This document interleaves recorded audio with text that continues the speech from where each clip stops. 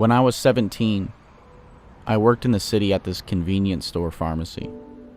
My life wasn't going the direction that I envisioned it would be heading, but when you're living out of your car and you're a teen runaway, it's easy to blame your circumstances. I'd constantly try to pick up extra hours so I could save up enough money to move into a room. I remember feeling so down and depressed, just thinking if I had enough money, I'd be able to get out of this situation. I remember one day I was running late for work as usual. The thought of getting yelled at by my boss crosses my mind. Ugh, that guy never cares about anyone. He never understands anything I ever say. Whatever. I was walking down 4th Street and saw this girl on the sidewalk crying. Wow, such a beautiful soul, hurt and broken, while the city people walked past her. I couldn't help but to say hello. She looked up at me and said hi, while teardrops ran into her curly brown hair. Then reality set in. I have no idea what to say. As we stared into each other's eyes, she begins to cry.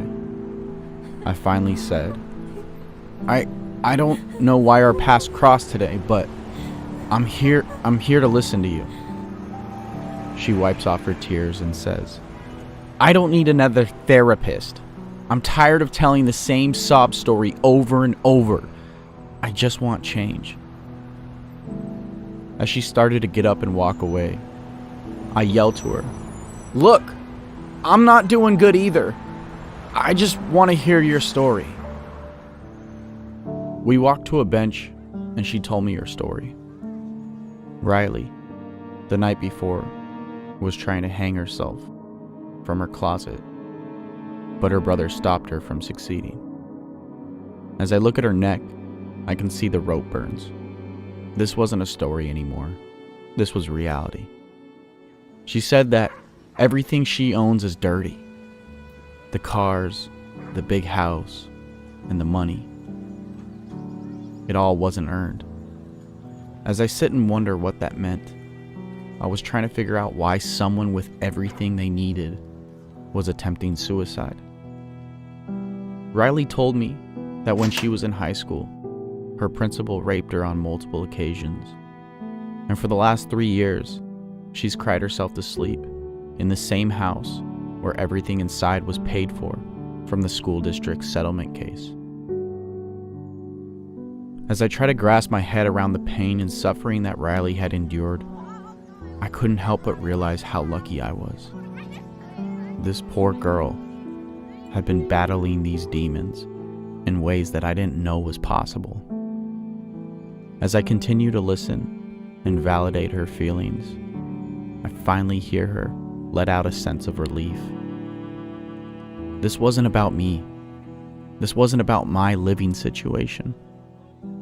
This is the reason I was put here on earth, to help this stranger in her time of need. She gave me a hug and said thank you. Thank you for listening to me. Most people don't listen with the intent to understand. They listen with the intent to reply.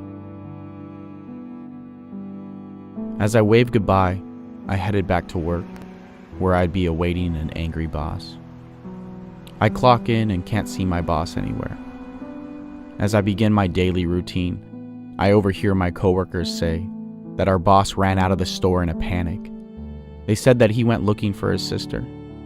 Apparently, she's not doing well and going through some hard times.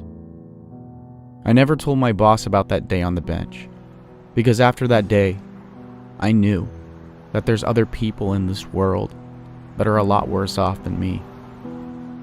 Next time you feel something tugging on your heart, follow it, and you'll always be rewarded.